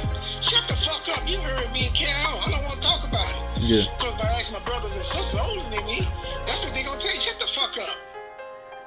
No, you know damn well you was here. You know damn well we daddy didn't kill mommy. That's a talk. You know damn well that. We know that. But why you don't tell the people? Fuck them people. They don't know. Yeah. Cause my dad saying was whatever go on in this house, Stay in the this house. Okay. So therefore, you ain't gonna tell these people outside nothing. Soundstripe. We know. Ain't that just like life now? Cause it's like, Yes. man, I have been. I'm tired of kicking myself in the ass. It's been so many times to where I wanted to tell people what it is or how I'm moving, just because I wanted to be with people that would love to, you know what I'm saying, just appreciate a moment. You know what I mean? Like, just appreciate a moment. I don't even fucking want to brag. I don't want to talk about shit. I just want to be real. I want to be genuine. That's what the type of motherfucker I am. Like, I love being with people who are like-minded and want to be better. But when I get in a conversation with somebody and I tell them something and then they fucking want to question you down and all this shit, how this work, how that work, how this going on, blah, blah, blah, and they doubt you. And you know what? My mama doubted me. And I had to ask my mentor, I said, how do you deal with doubt? How do you deal with if somebody close to you ask you what you're doing with your life? You can't tell them everything. A person, this is what I learned. You can't tell everybody everything. And everything ain't meant for everybody. And I was talking I was talking at the school with one of the his name is Mr. C. His Mr. is Ricardo Concepcion. I was talking to him and he told me it was the book of Nehemiah, how Jerusalem had got overthrown by the Persian government and they came in and they tore the walls down and everything like that. And then Nehemiah, he was the taste tester for the king and stuff like that. The king, he goes to the king and the king says one day to him, say, hey, you know, why you looking down? What's going on? He was like, cause this man, this is how this story is set up though. God puts you in a position of your enemies to where even they will trust you with their life. He was the cupbearer for the king that had killed a whole bunch of people, had tore the walls down, came in and run over everything. But he trusted this Jewish man with his life because he was the one that taste tested food for him. King asked him, say, hey, what you need? I really feel bad because I want to build up the walls of Jerusalem because it's a part of my faith and everything like that. He said, you know what? Let me think about it. Thought about it a little bit. He said, what all would you need if you were going to do this? Oh, you know, I would need supplies of this magnitude. I would need a detail of people to be with me just in case, you know, something happens. I would need papers that will allow me to go from outside the wall to inside the wall without having being messed with. I would do this. I'm gonna do that. And the whole time God instructed him to tell his enemy what's going on. Now the king can have him killed for all this. But the one thing that he didn't tell him, he said he not doing it for the religious belief. He's not doing it for the religious situation. I'm doing it to build up Jerusalem specifically. I could have my specifics all wrong, but this is just the basics of it. He didn't tell the king everything what he was doing. Also, the people in town, there were also Jews. He couldn't tell them specifically everything that he was doing as well, because if he had, guess what they would have done? They would have messed up his blessing. They would have told him. That's right. So You can't tell it. You can't tell everybody. You can't tell everybody what you're doing. You would love to. You would love to. And it hurts you more when it's the people closer to you. Yes. That's what hurts more. Yes. Because they will kill your dream, beat it to death, In an instant. and doubt it to death. What if? Pick it what if, apart. what if, Oh my God! What if this? What if that Pick it happened? to death. Pick it to death. And then your dream will never take off. And you dead. That's right. And because you didn't listen to some people that never even had a dream in the first place. That's what happened to 99.9 dreams. They tell it to somebody else and they pick it to death. They imp it to death. And there's only that 1% person that keep on anyway. It's not, it's even in the Bible. You can't tell everybody. Yeah, you what can't tell everybody. And it hurt. It hurt, but you gotta just move it. And then you can't talk to people that are not like-minded as well. See, there are certain people that God put in your life to where you can talk about certain things and they accept it and freely, and they build you up and say, hey, you thought about this? Well, why not this? They don't say what you can't do. They say what you can do, and they challenge you to be better. Those individuals, now those you keep around, those you stay around, those people right there you idolize to understand that, yo, I'm gonna move forward. I'm gonna make something of myself. Y'all make it so y'all are. That's why I'm like, Dad, bro. I'm telling you. I was in a cigar lounge with millionaires. I'll just let it be known. I was in a cigar lounge with millionaires. My mentor is a millionaire. My mentor, like, it was back in November. It was October, November time frame. And my old lady, she was like, why are you going out all the time? And I say, man, I'm taking care of business. I'm taking care of business. She was like, well, you going out just to drink and this, that? I said, no, I'm not. I'm going to the cigar lounge to gain information and knowledge. I'm going to sit here and I'm going to talk and I'm going to listen. I'm going to listen more so than I talk. I'm going to sit here and I'm going to do this. You cannot stop me from doing this, because right now, what I'm doing right now is going to change the whole trajectory of our lives, because I'm listening and I'm a genuine person. And that's why they have me around. And she just couldn't see it. She couldn't see it. So I'm talking to this man. He getting to know me. And I tell him my story and tears start to fall down his face. He start crying. He said, Steve, I never heard of anybody's story like that. You know, I heard a lot of stories and I know a lot of people been through a lot, but I never heard anybody's story like that. I said, because for me, I had to learn what it is that I had to learn and go through it. But I'm blessed because now look where I'm at now. I'm sitting in a place with you and I'm asking you right now, can you be my mentor? I don't want no money from you. I don't want to ask you for shit. I will work to get the information. And that's just the type of person I am. I let you know who I am because why wouldn't I? Why wouldn't I give you information about who I am as a man and as a person and what I've been through in life and what all the things that I've aspired to do and everything like that? I'm straightforward. I have to be straightforward. Because if I'm not straightforward, then how can you respect me as a man? How can you see the genuinity of me? Hey, when you look in my eyes, when you shake my hand, how can you know to trust me if I don't tell you all the goods and bads and everything that I've been through? How can I trust you? So that's my stance on it. And lo and behold, hey bro, hey Steve, Christmas. It was new. We had met a couple times beforehand, like 3 or 4 times. Then he invited me to his house. I went and got him a gift. Hey man, I don't need nothing from you, but here's a gift for you. And it was a specially made pen that had his name on it. And he's African. He's from where is it? He's Swahili. He speaks Swahili. And I had his name on one side, and the other side, it says in Swahili, it said mentor. And it was one of the felt tip pens. And the felt tip pen, the ink, where you get the ink out of, on that block portion, it said Mosi, bossy, like B-O-S-I, which means boss in Swahili.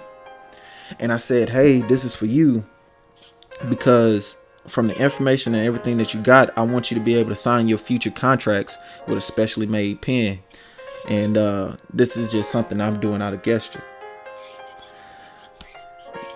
When I went to his house though,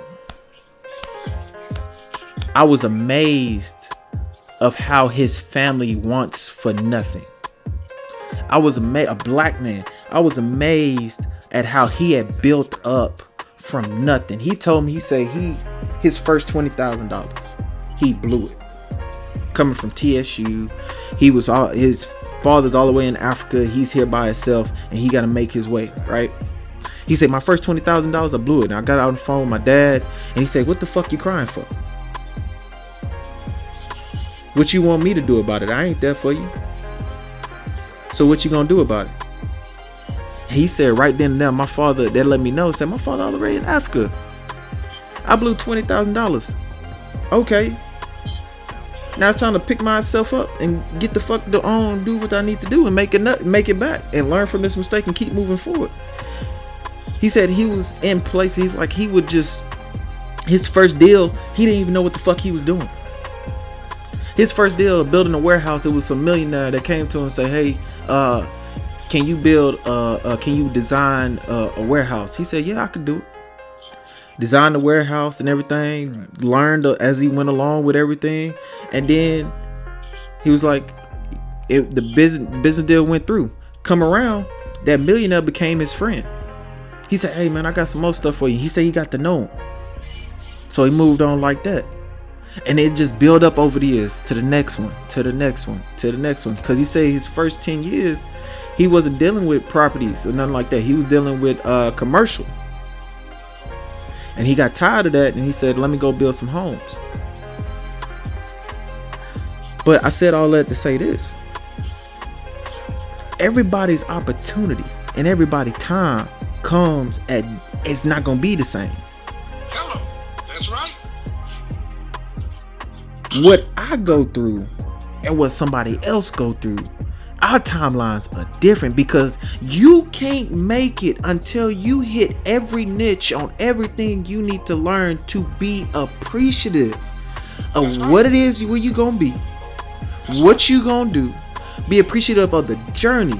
Thank God for everything that's going on, because at the end of the day, it can all be taken away.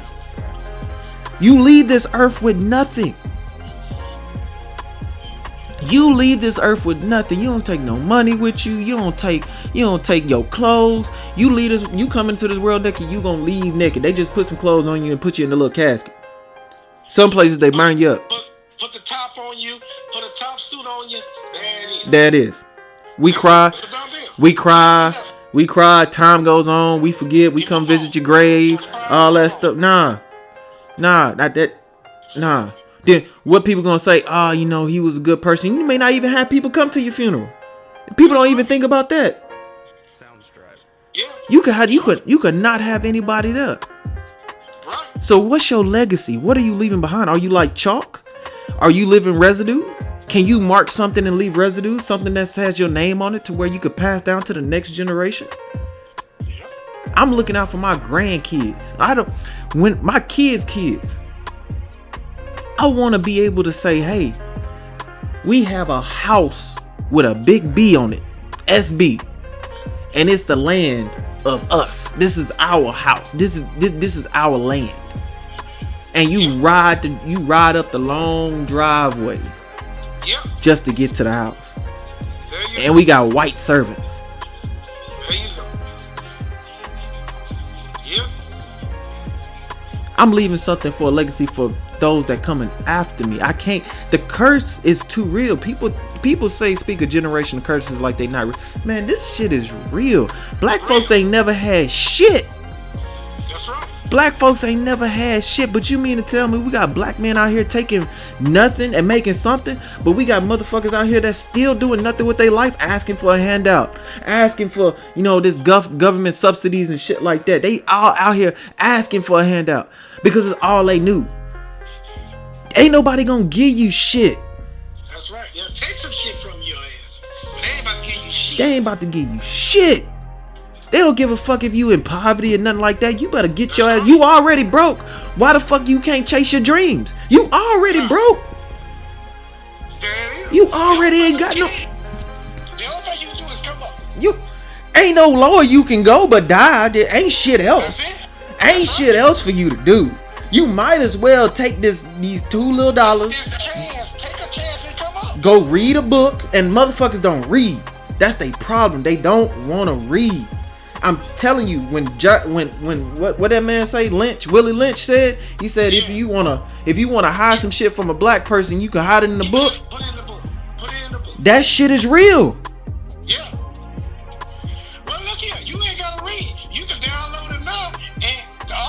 And listen to it. And listen to it. And listen to it. I listen to it all the time now. That's what I do. I download it. Coming and going. Coming and going. You get it in the car, play it, put your earphones in. Yeah, as you reading it, it's so many ways. A smartphone now, man, that's a walk-in library. And think about it's no excuses anymore. and think about how you came up. Y'all didn't have phones. You ain't know what a phone was. You came through on the era to where technology has swiftly ended, like it is traversed on so many planes. That's my point. I mean, like, man, I'm out here in it. That's what I'm saying. I'm out here in it, and I'm loving it. And even though this COVID-19, that's what I'm saying. It's a silver lining. And I'm looking at it. I'm saying, damn, this is bad over here, but this is good. This is bad over here, but this is good. This is good, and this is bad. You got to filter out shit And keep moving. and keep moving. You can't stand still because they're gonna run over your ass. You out of here. And that's why I keep my contact with people that I know going places. Yeah. I keep in contact with them. You never. Man, what's going on? We talk. They in the real estate thing, man. I just bought this piece of property over here. What you bought it for? If you don't mind me asking for. They tell me whatever. I say, okay, all right. That's why I know what's going on. Information. And I'm talking to people. Information. I'm supposed to meet with this black lady tomorrow, a realtor tomorrow. Do it. I am. Shit. Do that. That's what I'm trying to tell you. I'm out here. I just got the phone with USAA. It's only come call back Monday for the VA and all that. Man, look, what you saying? That's what I'm doing. That's what I'm out here. I'm about to get up here. When I get up, I'm gonna go get a lot of made, and we're gonna take this ride. I'm doing it. Look, legacy. That's what I want to leave. That's my whole dream. That's what I'm saying. Man, I eat and breathe this every fucking day. That's why I haven't gotten married, because I say, you know something? I'm gonna do something different now. Yeah. Yeah, you done did all that before. I'm didn't. doing shit different now. You did all that before. I want to leave something back. I want to leave a damn plantation with $1 billion on it. Yes. And I want to know that my kids ain't gonna fuck up the money when I leave. Yes, that's where I'm at right now. It ain't about me no more. I live my life. Yes. So now it's about my family now. Yes. That's where I'm at in life. It's not about Stephon. Fuck Stephon. Shit, I want to leave something back for my family. That's how I feel about me. I didn't live. I be telling people all the time. I say, y'all 40. Yeah, all the people I hang around be about 35 and up.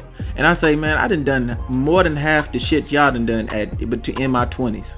I'm done. I don't fucking party. I don't need to go out. I don't need to do none of that shit. I'm trying to work on these residuals. I'm trying to get this residual income coming in, because by the time I get to your age, I'm a multi-millionaire. I done already seen the shit. I'm to the point to where now I don't need to live off my own mistakes. I can understand yours. You tell me you did something and it didn't work. All right, cool. Tell me why. All right, I understand why. Now I ain't doing it. There it is. Fuck, I need to do it for. Done deal. Yes. Shit. Move on. Move on. Yeah. Go to the next phase. Okay, let's do this. All right. You want to come up. Fuck all that damn other shit. Yeah. You want to come up. And that's where I'm at in life. I mean, I just got all the green light. I was like, Lord, thank you. Just this week, last week, and this weekend, Saturday. I'm like, Lord say, see what I'm telling you, Stephon? See what I'm saying? If you stay on that road that I'm giving you, it's a narrow road too. It's not a wide road, it's a narrow road. If you just stay on here, you're going to see windows and doors open up. And you're going to be able to leave all this for your family and stay on that road. Are you going to have all these things on the side of the road? Yes, you are. Yeah. Yes, you are. You know, that's life. That's life. That's what you call life. But you don't if you turn to the left or go to the right. You already know the outcome. So, choose. Every day you wake up, you get to choose. Yep. Every day. You gotta choose. You gotta make a choice. Every day. Right before your feet hit the ground. Why am I waking up? Every day. That's right. Choose every damn day. It don't get easy. Because when you got money, it's harder to keep it than getting it. Yeah. Every day you wake up, the decision makers you got to make to the time you lay your head down. Yeah. It keep men up for days. don't get They be in. watching it for days. They be watching it for days. Trying to make sure something don't fall. But at the end of the day, you gotta understand your why gotta be more. Your why has got to be more. Your why on why you're doing it has got to be so much more. The pain, the anguish you feel, the tiredness you feel. Like I'm putting myself through school. It's time. It's You gotta have the hunger. you gotta. have that hungry pain. That's for it. and Hungry for it. man, I'm so hungry to get my degree for psychology because at the end of the day, I'm gonna create another source of income. Because let's Another just revenue. another That's revenue. I that's what I'm saying.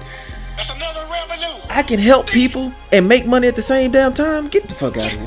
See, my symbol. I already got my symbol. My symbol is a tree. And Yeah. off that tree is many branches. The branches are many business. That's my logo. That's my logo. It's a tree. It's a tree. And all this tree, and that tree have many limbs. And off that limb is many business. The limb is a business. But it comes from that one tree. And the root is down up in it. That's the generation. That came before me. The root, as you go down to the ground, that's my father. You know, that's how I came up. But after me, it stops. It start going up. Start growing. And off the tree, I want to be like Sam's, Yeah. Walmart, Exxon, Yeah. Shell. Gas station. Give me a give me a gas station. I want the wealth like they got. Yes. Income like they got. You know. It's coming in regardless. You take a loss today, you take a loss tomorrow. It don't matter. It's still coming in. In anybody's lifetime, you ain't got enough life. You ain't got enough time to spend.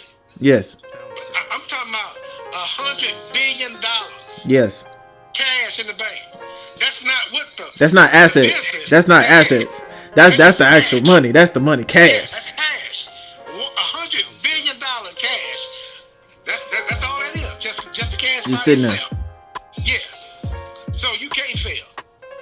Hey, where we going can today? do some We crazy going shit. we going to Lagos. Yeah, that's right. You can do some crazy shit and you still good. Still good. Man, we took the yacht out and went over there to Lagos, and you took a yacht out, you know. And then you know what the funny thing about it is? This is gonna be the funny thing, because I sit here and I tell myself, because I remain in a constant state of meditation all the time. I've been meditating, and that's what's really been helping me gain the knowledge that I have now, because it opened me up to some revelations. I never knew meditation could do it. I never knew meditation, because people talk about it all the time, but meditation really works on you to where it opens up parts of your mind and help you understand yourself like you had never before. But what I'm saying, I've been meditating, and when I meditate and I clear my mind and I just focused on what's going on and I try to clear my mind, I got those random thoughts. I always want to stay humble. I always want to stay humble, because there's going to be the time when we make the money. There's going to be a time when we have the residual income. All those people that doubted us, all those people that literally said didn't see it for themselves. They didn't see it for themselves. They're going to come back and they're going to ask. And I want to be humble enough to where I say, hey, I won't give you money, but I'll teach you how to get it. If you learn how to get it, it goes back to the old analogy. You give a man a fish for a day and he eats for that day. But you teach a man how to fish, he'll never go hungry again. And I'm going to use that teaching skill to see if people want to stick with me or if they want to move the fuck on. Because I'm not going to sit here and be used because I worked hard for it. I did it when nobody else thought I would. I did it when I was laying on my back and I was looking up, or when I tried to take my own life and everything like that. When I tried to build my own business, my first business failed. And move the fuck on. First business failed. Cool. Move the fuck on. That's what I did. Moved on. Move the fuck on. Do what you need to do to move the fuck on. It's been 3 years. 3 years. 3 years. 3 years. And you think I'm not, and I'm just now coming into this age. I'm right where I'm supposed to be. After 3 years, I didn't fail. I didn't pick myself up. Fail again. Fail so many times. But I'm not a failure. Hello. Say that again. I didn't fail, but I'm not a failure. A failure is somebody that fail and don't want to do nothing no more. They don't even get up. They just said, fuck it, I'm gonna just fall in line. That is a failure. But I failed and I've learned from those mistakes, because until you learn from your mistakes, you cannot progress and move forward. You gotta have some information on how not to do some shit before you get some information on how to do some shit. Yeah. You got to. Yeah. And you gotta have a different perception on things. You can't think that everything is bad just because it happened to you. You can't think that, oh snap, I done lost my girl today, and I can't do nothing no more, you know what I'm saying? So I'ma just sit in the room and drink all day and Right. No, nigga, get your ass up. Yeah. Get your ass up. Do something on your own 2 feet. Have something. Maybe the reason why you lost your gal because you ain't shit in the first place. You ain't shit. She don't want to be with an ain't shit nigga. I don't want no woman that want to be with an ain't shit ass nigga. I don't want that shit. The fuck? I want a woman that's gonna be like pushing me to do better. As a matter of fact, I push her, she push me. We work. We help each other out. I want somebody that's as hungry as I am. Yeah. I want you to be as hungry. I don't want you to I don't want to settle for shit. We want it all. There you go. That's the key. I want it all. I want it all. I'm gonna get it all. Why do you think you want it all? Because you need to be No, fuck that shit. You live with that little fucking crumb you got. You live with that shit. You live with that hole in the wall. You live with that 864 square foot apartment, that 1 bedroom. You do that. You do that. I'm walking around naked in a fucking $1 million house. I got kids running around. I got my family with me. What the fuck you doing? We want to go out to eat. We go out to eat. My kids want a good education. They get a good education. They in private school. I don't give a fuck about what the fuck you talking about. Yeah. You mean to tell me that you fucking don't want your kids to be well off? You don't want your family to be well off because you scared of money? Fuck you. Yeah. Fuck you mean? You know what? You can get from around me. You can get from around me because you ain't talking the same shit I'm talking. You don't see the same shit. You gonna bring me down. I don't need you. Right. Move around. You Go. gonna kill my dream. You gonna kill my dream. Hey, go be broke over there. Killing my dream. Hey, go be broke over there. You can do that. Yeah. That's the broke department over Yeah, there. you want to go get your little measly check and file your taxes at the end of the year so you can get some extra money. That's taxes that you already done paid on, but you think is extra money. Hey, most definitely go do that shit. Yeah. Go, I want to be scared. To be honest, I want to be scared of government because they're taking my money because I'm making so much goddamn money. That's what I want to do. I want to have that feeling. I want to be scared of them. You know what I'm saying? My mindset is like this. If I'm putting money in it, I want all my money back then some. Exactly. Give me all my shit I'm back. not stealing. How the hell I'm stealing money when I put money in? Yes. That's not stealing, goddammit. So, but your mindset, the government got your mindset like that. Yes. I done put 10 grand in there and I get back 2, I'm getting fucked. Yes. I got goddammit. Who the fuck I'm paying for? I don't need to pay for y'all. Why the fuck I'm paying for y'all? Shit. So I'm getting fucked. So I want all mine back then some. Shit. You know? Yeah, if I earn my money, you mean to tell me I'm a black man in America and I earn my shit? I really earn my shit? I fight tooth and nail to get my shit? And you mean to tell me you want to take my shit? Motherfuckers already don't like me because of the color of my skin. Motherfuckers already don't like me because I'm a man, because they think I'm too prideful. That's the first thing come out. You too prideful. Nah, motherfucker, you don't understand. How many other cultures out there know their history or where they came from? And how many cultures don't? How many black people could literally put on a family tree of their ancestry of the tribe they came from in Africa and say, this is my family? Your last name ain't even your last name, nigga. Yeah, that's true. Your last name ain't even your last. This day, this nigga, you was brought here. They gave you a last name. They took your name. And you mean to tell me you want to sit here and be in the system with they ass? They sending you to jail for being black. They just sent a judge to jail for what was it? It was a judge who was getting $2 million to this a kids that's first time offense, and he was selling them to the detention centers. They selling niggas off to these private companies, these private prison companies and shit. Years. Killing niggas in the street in Orange and in Texas, out there in Jasper, killing niggas. A disabled black man, drug his ass with a chain, whole body just fucking ripped the fuck off. They've been killing us for years. They ain't just started that shit for years. They've been, and now we just fucking put it on camera. Nah, this shit, nigga, this shit been happening for years.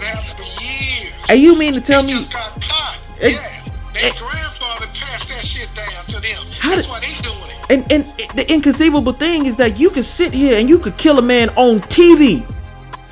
You could kill a man on camera and motherfuckers will watch it. You kill a whole black man and it's still okay. Yeah. It's still okay. These motherfuckers still got jobs. It's still okay. And you mean to tell me I can't get what the fuck is owed to me? Get the fuck out of here. Right. I'm mad. I'm not even mad no more. I am understanding.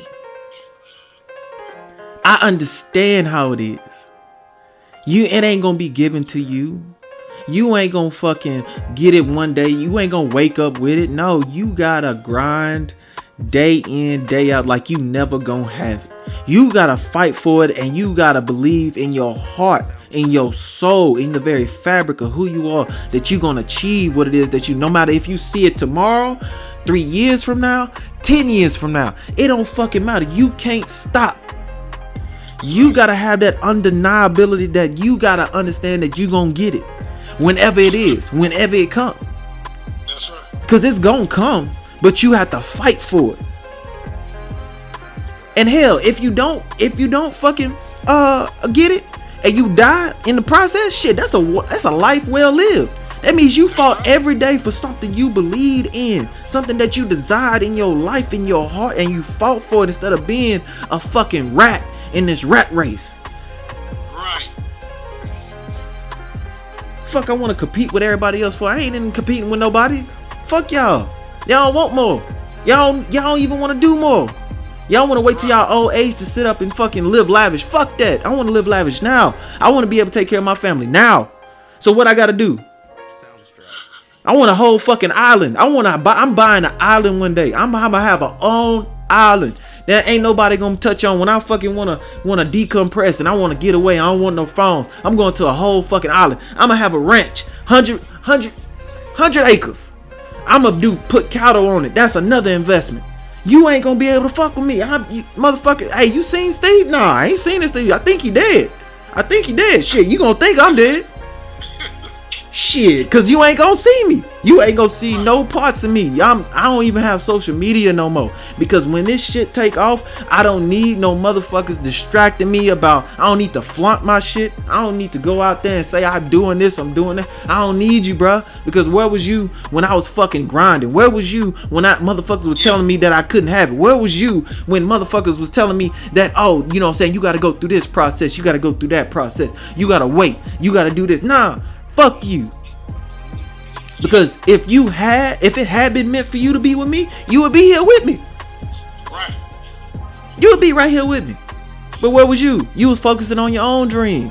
You was focusing on your own shit just to try to get by. And you achieved it, and you realized that shit, it ain't what you want. You realized too late. It ain't what you want. Right. Fuck, you done got back to this motherfucker. You done went up here, got your doctors and shit, and you treating people like shit, and you treating them nice one day and then cruel the next time because you can't deal with your own interpersonal communication between yourself and you and your demons, and you don't understand that you just need to love yourself for who you are and stop fucking coming out here at gallivanting and being somebody you're not. Yeah. Motherfucker, you ain't gonna bring me down. Just because you in this job position, because these white people up here fucking got you at this district alternative education program, and they got you where you deal with all the alternative kids, all the kids that get in trouble. They sit you right there, and you mean to tell me you can't fight for them? It's certain ways. Oh, I've tried it. I've done it. I've done this. He be telling me, oh, I tried fighting for him. I did this. I did that. Blase blah. Nigga, you ain't still fighting? If God put you in this position, you supposed to be an uproar. You supposed to sacrifice your job. And people sit up here and they'll disagree with me. But if it's something you truly believe in, it's something you will fight for, and something you a doctor now, are you gonna help the kids? Okay, well, how you gonna help them? Are you fighting for them, or are you just doing enough to get by? To say, well, I get my check, but at the same time I help the kids. Are you just doing enough to get by, or are you really excelling them and pushing them to be better than what they are? Because they don't have people. I've talked to a kid one time and I said, you can dream and be anything you want to be. She said, no, I can't. I said, yes, the fuck you can. I ain't say it like that, but I was like, yes, you can. I said, you have a dream about what you want to be when you grow up? She said, no. I said, you could be whatever you want to be. And for a kid, for a child that's in 7th grade to not believe or know what it is that they want to be when they grow up, that's a failure right there. We pushing all this school on these kids and stuff like that, but they going home to jungles. We had kids get shot. We had a kid shoot another kid in the back. He a paraplegic now. He on the run. His dad was in the gang. They Hispanic gangs. And that's all they know. Tattoos all on their face and shit. That's all they know. We got kids getting high on Xannies and shit, getting high on all this stuff because they want to get out of the space that they in. They already getting pregnant because they can't deal with the environment that they in. I want to change, and I will change all that shit, but in order for me to change it, I gotta get to where the fuck I need to be. I gotta eat. Either you with me on this goddamn train or you not, and you need to get the fuck off. Yep. Cause what you not gonna do is hold me back. I'll kick your ass off. Yeah. Shit. I got shit to do and people to do it with, and if you ain't one of them people, you need to move on. You need to, is you a wolf or you a sheep? I don't need no wolf in sheep's clothing either. I need a whole wolf. I need to eat. Right. I don't need you pretending. You know what you is. I know what I am. I don't need to act up and act a certain way for certain people. If I want to grow my hair out and I want to do business, accept me for who the fuck I am. But you know what? I'm gonna be knowledgeable. Right. I'm not gonna look at any kind of way and not be knowledgeable about the shit that I'm aspiring to be. No, you gonna accept me for who I am. You gonna look at me and be like, oh, that's a smart ass nigga. If you call me a nigga, depending on who you are, you gonna be like, you smart. And maybe I could use him and utilize him because I got ideas. I got things that people never even thought of before because they was meant for me. Right. God gave them to me. They wasn't mine. They wasn't mine. God gave them to me. God got it for you. Yes. And that's for everybody else. So my pain is not my own. The pain that I went through is not for me. It's for me to help somebody else along the way when I make it. That's right. Shit. But yeah, it was good talking to you, Pops, though. All right. It's always good talking to you, son. Man, it was good talking to you. You vented a little bit, but that's good. Yeah. I said you needed that. Yes, I needed it. Like you, that's probably why God told you to call me. Because to be honest, it's another thing. So you on my podcast. So it's crazy because I last night I was sitting there and I was thinking about a podcast to do and everything like that, and I was just playing with it with the computer when you called me, and I just decided to record our conversation. And the podcast that I came up with is called Who Knows? That's the title, and it's with a question mark and an exclamation mark at the end, and it's like, who knows? And it's supposed to deal with mental health and deal with spirituality, deal with acknowledgement and affirmation and stuff like that. And I gotta say, Pops, like, I feel honored that you the first person I talk to. You the first person I'm talking about some real shit with, and this will be my first when I fix it all up. You'll be the first one on my podcast. All right. I think he was talking to me because when I got kind of wild, he was like, "Damn, Pops, you wild with this," and I heard something in the background. I said, "Well, shit, I'm a real nigga." So Hey, let that shit go. Let that shit go. Yeah. And that's all it's real. about. I'm just real. You got to be. You can't be fake out here. You can't be juking it. What they say? Can't be juking a job. That's right. I'm real. I'm real about that. And see, and then I'm talking about something I love. Yes. And when you talk about something you love, I don't know how to be fake. I don't even want to know how to be fake because I never was fake and I ain't about to start now. I'm too damn old to be fake. Exactly. And I get it from you. I get it from you. I don't even dye my hair because people say, "Why don't you dye your hair?" That's fake. That's fake. Fakeness. I'm not fake. I'm not no fake ass nigga. What you see is what you get. What you see get. That grade? That's wisdom and knowledge. Yeah. I ain't gonna dye that. I'll be fake. This salt and pepper. Look, you take that Rogaine somewhere else. But you see, this shit is real. This shit is real. This midnight black. That's real. Yeah. I don't walk around being fake. Yeah. To me, that's fake. I'm old school. What you see is what you get. Job I turkey. always been like that. I got it from my daddy, my grandfather, and it's been passed down to me. Hell Certain yeah. things I don't change. That's one of them. Hey, Some real. other things I don't change. He say- I'm not gonna be fake for anybody just to make you feel good. Yes. No, fuck Real, you. exactly. Real nigga shit. We.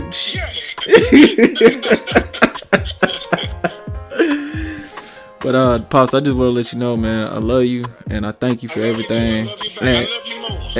And I'm gonna be working with you.